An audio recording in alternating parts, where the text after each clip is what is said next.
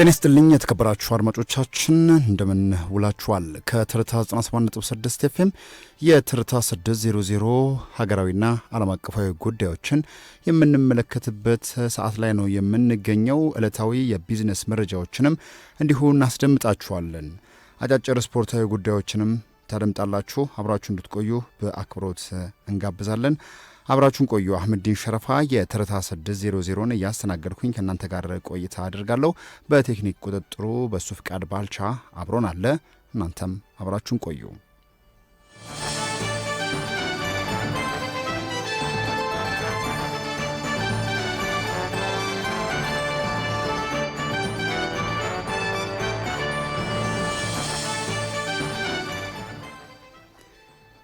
ትርታ 97.6 ኤፍኤም ላይ ትገኛላችሁ። አብራችሁን ስላላችሁ ከልብ አድርገን እናመሰግናለን። ሀገራዊና ዓለም አቀፋዊ ጉዳዮችን ወደምንመለከትበት የትርታ 600 ተሻግረናል። በዛሬው የትርታ 600 በተለይ ከሀገራዊ ጉዳዮች ቀዳሚ ወዳደረግነው ጉዳይ ስናልፍ በቅድሚያም ከሀገር ውስጥ ጉዳዮች እንጀምራለን። በኢትዮጵያ የሚገኙ ዓለም አቀፍ ትምህርት ቤቶች የሚከተሉትን ስርዓተ ትምህርት በተመለከተ በትምህርት ሚኒስቴር የወጣው አዲስ መመሪያ በወላጆች ዘንድ ከፍተኛ ስጋት ፈጠረ። የትምህርት ቤቶች የወላጆችና መምህራን ህብረት መመሪያው በድጋሚ እንዲታይ ለትምህርት ሚኒስትሩ ለፕሮፌሰር ብርሃኑ ነጋ ኦፊሴላዊ የአቤቱታ ደብዳቤን አስገብቷል። አዲሱ መመሪያ ማንኛውም የትምህርት ቤት ዓለም አቀፍ ተብሎ ለመቀጠል ቢያንስ 30 በመቶ የሚሆኑት ተማሪዎች የውጭ ሀገር ዜግነት ያላቸው መሆን እንዳለባቸውም ያስገድዳል።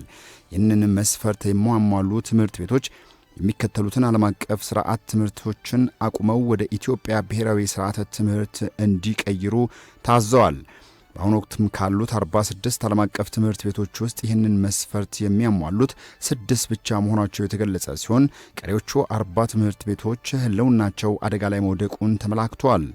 ትርታ የተመለከተውና ወላጆች ለሚኒስትሩ በጻፉት ደብዳቤ ላይ እንደገለጹት ተማሪዎች ዓመታትን ያሳለፉበትና ለወደፊት የትምህርት ህይወታቸው መሰረት የጣሉበትን ስርዓተ ትምህርት በድንገት እንዲቀይሩ መገደዳቸው ለከፍተኛ የአካዳሚክ ውጥረት ይዳርጋቸዋልን ብለዋል። እንዲህ አይነት ትልቅ ውሳኔ ሲተላለፍ ቀጥተኛ ባለድርሻ የሆኑ ወላጆችና ተማሪዎች አለመማከራቸው ቅሬታ አስነስቷል። አድማጮች፣ የትምህርት ሚኒስቴር በጉዳዩ ላይ ምላሽ እንዲሰጥ ትርታ ጥረት እያደረገ ሲሆን የሚኒስትሩን ምላሽ እንዳገኘን የምናቀርብ መሆኑን ከወዲሁ እናሳውቃለን።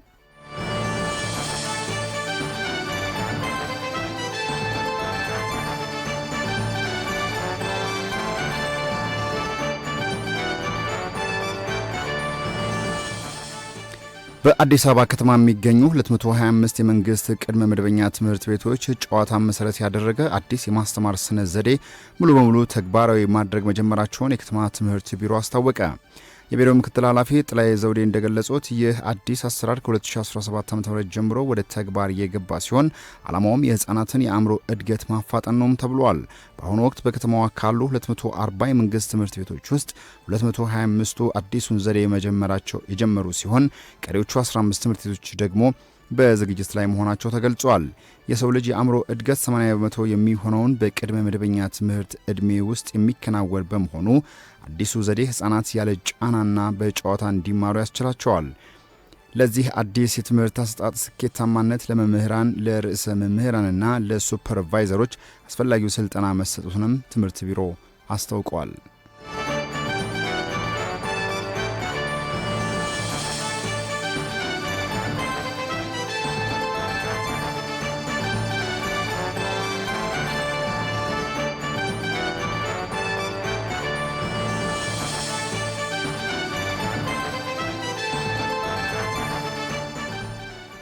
በመጨረሻም ኢትዮጵያ በ6 ወር ብቻ የ2.34 ቢሊዮን ዶላር ኢንቨስትመንት ፍሰት ስባለች ተባለ።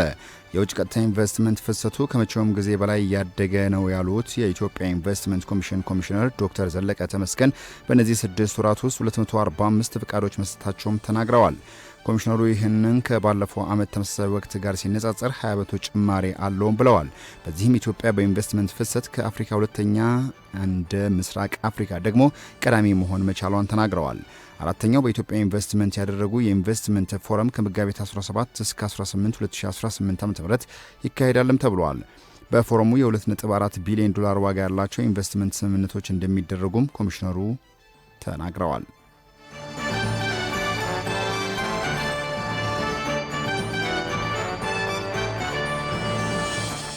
አሁን ደግሞ በልዩ ዘገባችን ወደምንመለከተው ጉዳይ አለፈን። በልዩ ዘገባችን በተለይ ከወሳኝ ኩነት አገልግሎት አሰጣጥ ጋር ተያይዞ የወሳኝ ኩነት ምዝገባ ላይ አንዳንድ ነዋሪዎች ያሉ የአሰራር ክፍተቶችን በማንሳት ሀሳባቸውን ለትርታ ገልጸዋል።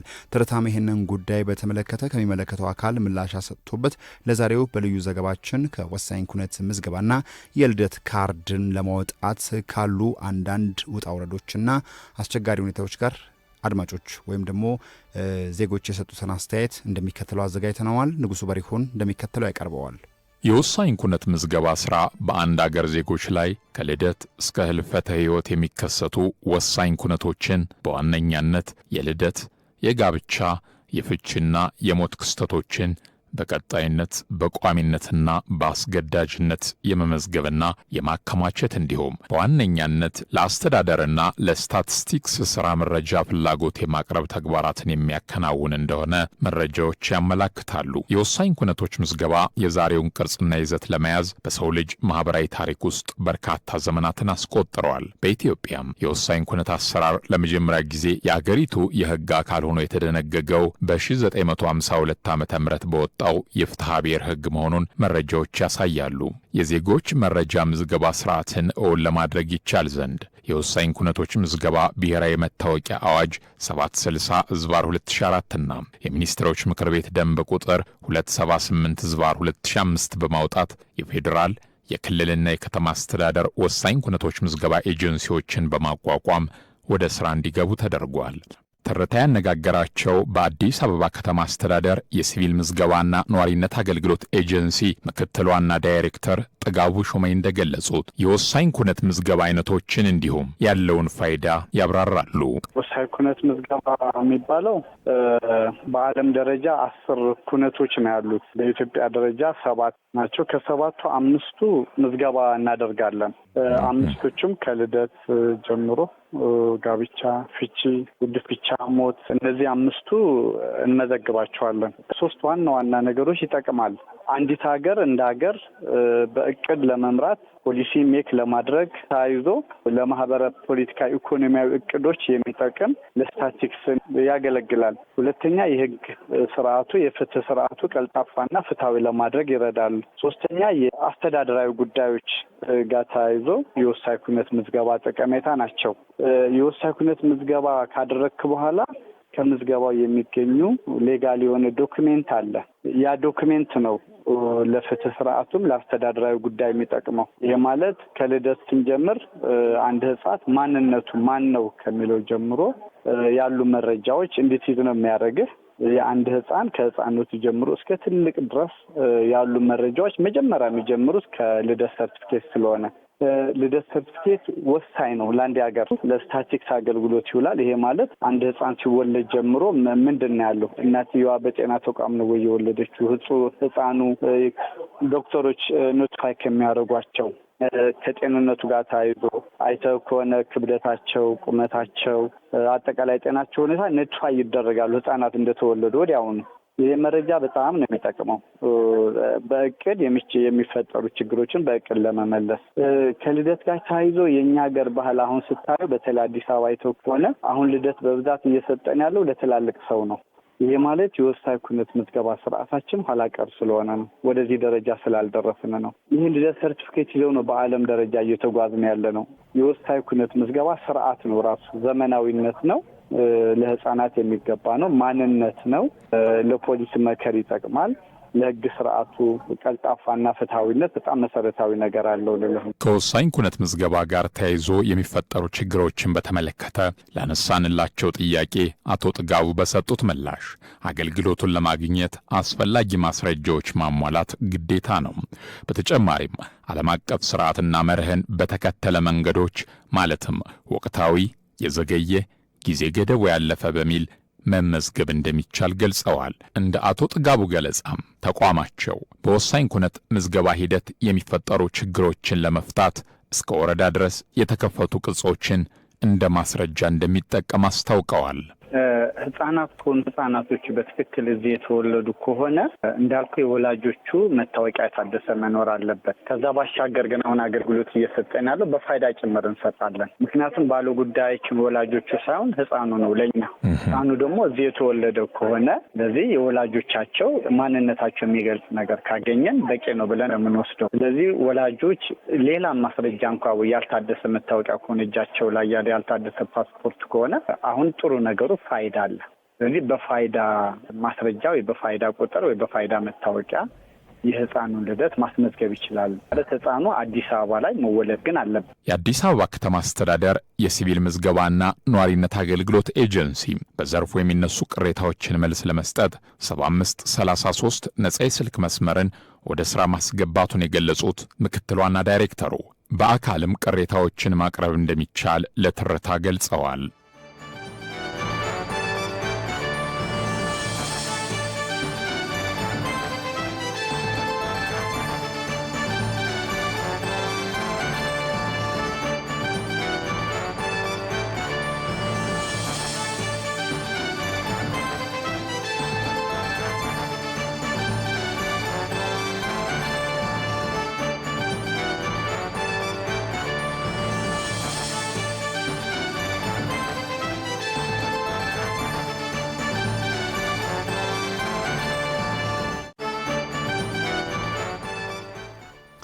አድማጮች በመከታተል ላይ የምትገኙት ከትርታ 97.6 ኤፍኤም የትርታ 600 ነው እያደመጣችሁ የምትገኙት።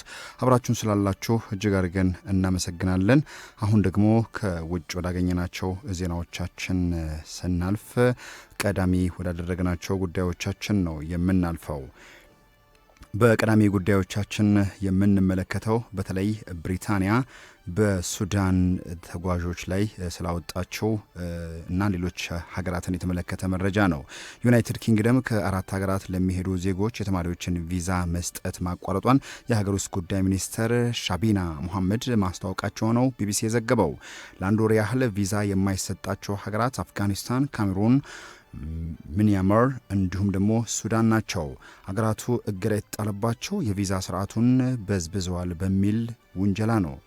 ዩኬ ለአፍጋኒስታን የሰራተኞች ቪዛ መስጠትም እንዳቋረጠች ተገልጿል። የአራቱ ሀገራት ዜጎች የተማሪ ቪዛ ካገኙ በኋላ በዩኬ ጥገኝነት በመጠየቅ ከፍተኛውን ቁጥር እንደሚይዙ ሚኒስትሯ ጨምረው መናገራቸውን ነው ቢቢሲ በዘገባው ያሰፈረው።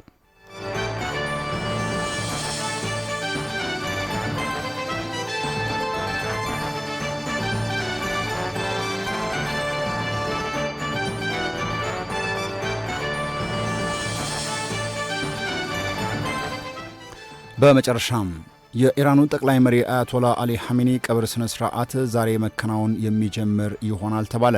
የሚተካቸውም አዲስ መሪ ግብዓተ መሬታቸው ተከትሎ ይፋ እንደሚደረግ የሀገሪቱ መንግስት መገናኛ ብዙሃንን ጠቅሶ ቢቢሲ ዘግቦታል። ምርጫውን የሚያከናውነው ምክር ቤት ጽህፈት ቤቶች ጥቃት እንደተፈጸመባቸው ሲዘገብ እስራኤልም ለደህንነቷ ስጋት ሆኖ የሚቀጥል መሪ ከተመረጠ እርምጃ እንደምትወስድ አስታውቃለች። የጠቅላይ መሪው የቀብር ስነ ስርዓት 3 ቀናትን እንደሚወስድና ከቀብሩ በኋላ የእስላማዊ ሪፐብሊክ መሪ የሚሰየሙት መንፈሳዊና ፖለቲካዊ ስልጣን ያላቸው መሪዎች በአካል ተሰብስበው ምርጫውን እንደሚያከናውኑ ፋርስ የተባለው የዜና ወኪል ምንጮችን ጠቅሶ ዘግቦታል። ምርጫውን የሚያካሂደው ምክር ቤትም አባላት ለአሜሪካና እስራኤል እንዳይጋለጡ አስፈላጊ የሆነው የደህንነት ጥበቃ እርምጃዎች በከፍተኛ ደረጃ መውሰዱን ዘገባዎች እየገለጹ ይገኛሉ። ይህንንም ተከትሎ በሀገሪቱ ያሉ የደህንነት ሁኔታዎችን ስለመጠናከራቸው ነው ቢቢሲ የዘገበው።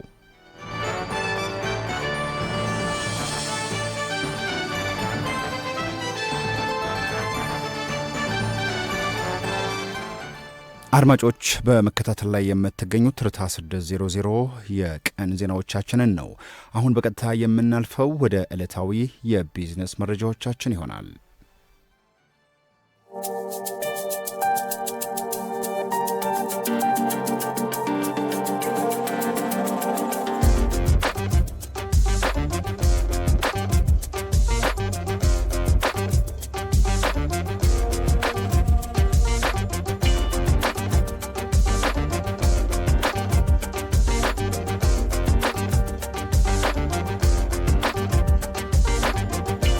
በቀዳሚነት ወደምንመለከተው የቢዝነስ ዘገባችን ስናልፍ ምርት ገበያው የቢራ ገብስን ወደ ዘመናዊ የግብይትና የብድር ስርዓት አስገባ። የኢትዮጵያ ምርት ገበያ የአርሶ አደሮችን የፋይናንስ ተደራሽነት ለማሳደግ የቢራ ገብስን በዘመናዊ ግብይትና በመጋዘን ደረጃ ይህንን ምርትም ማስገባቱን ነው በወጡ መረጃዎች የተሰማው። በመጋዘን ደረሰኝ የብድር ስርዓት ማካተቱንም ደግሞ አስታውቋል። በ2018 ዓ.ም ለመጀመሪያ ጊዜ የኦሮሚያ ክልል አርሲ ዞን የተመረተ 1,879,000 ኩንታል የቢራ ገብስን በአዳማ ቅርንጫፍ ተቀብሏል። ይህ አሰራር አምራቾች ምርታቸውን በመጋዘን በማስያዝ ከባንኮች ብድር እንዲያገኙ የሚያስችል ሲሆን የውጭ ምንዛሬ በማዳን ረገድም ትልቅ ሚና ይጫወታልም ተብሏል። በ2017 በጀት ዓመት በዚህ ስርዓት ከ1 ቢሊዮን ብር በላይ ብድር መመቻቸቱ ተገልጿል። የሚኒስትሮች ምክር ቤት የዕቃ ማከማቻ ደረሰኝ ስርዓት ለማጠናከር የወጣውን ደንብ በቅርቡ አጽድቋል። ይህም አርሶ አደሮች፣ ማህበራትና አቀናባሪዎች የፋይናንስ ስርዓቱ ተጠቃሚ እንዲሆኑ ምቹ ሁኔታ ይፈጥራል ተብሎም ይጠበቃል።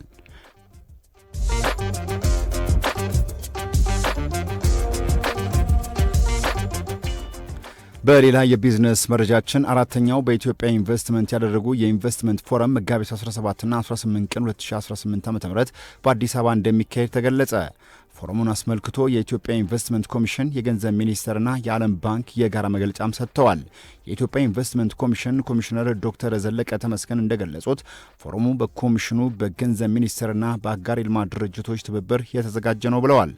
የመድረኩ ዋና ዓላማ አዳዲስ የውጭና የሀገር ውስጥ ኢንቨስትመንቶችን መሳብ፣ መንግስት ለዘርፉ የሰጠውን ከፍተኛ ትኩረት ማሳየት እንዲሁም በቅርቡ የተደረጉ አዳዲስ የኢንቨስትመንት ፖሊሲ ማሻሻያዎችን ለባለሀብቶች ማስተዋወቅ ነው ብለዋል። በፎረሙ ላይ ዓለም አቀፍና የሀገር ውስጥ ታዋቂ ኩባንያዎች፣ የንግዱ ማህበረሰብ መሪዎች፣ ፖሊሲ አውጪዎች፣ አማካሪዎችና የዲፕሎማቲክ ማህበረሰብ አባላት እንደሚሳተፉም ተገልጿል። መገናኛ ብዙሃን የሀገሪቱን ኢንቨስትመንት እድሎችን በማስተዋወቅና የፎረሙን ስኬት በማብሰር በኩል የሚጠበቅባቸውን ሙያዊ ኃላፊነት እንዲወጡም ጥሪ አቅርበዋል። የገንዘብ ሚኒስትር ዴኤታ ሰምሪታ ሰዋሰው በበኩላቸው መንግስት ኢንቨስትመንትን ለማስፋፋት ሰፊ የፖሊሲና የሕግ ማዕቀፍ ማሻሻያዎችን ማድረጉንም ገልጸዋል። በሀገሪቱ ባሉ እምቅ አቅሞችና በመንግስት የሪፎርም ስራዎች ምክንያት በአሁኑ ወቅት በኢትዮጵያ ኢንቨስት ለማድረግ ከፍተኛ መነሳሳት መኖሩንም ተናግረዋል።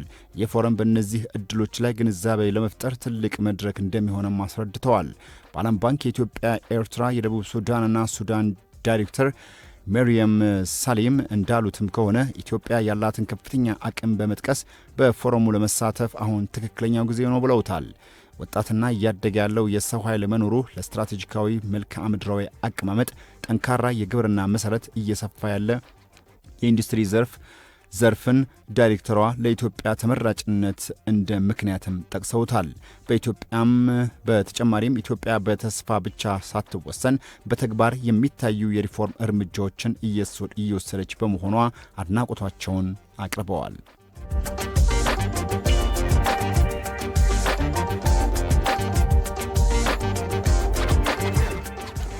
አድማጮች ከትርታ 97.6 ኤፍኤም የሰዓቱ አጫጭር ዜናዎቻችን የሰዓቱ የትርታ 600 ዜናዎቻችን እነዚህ ነበሩ። ሀገራዊና ዓለም አቀፋዊ ጉዳዮችን እንዲሁም ደግሞ ዕለታዊ የቢዝነስ መረጃዎችን ተመልክተናል። የቢዝነስ መረጃዎቻችን እነዚህ ነበሩ።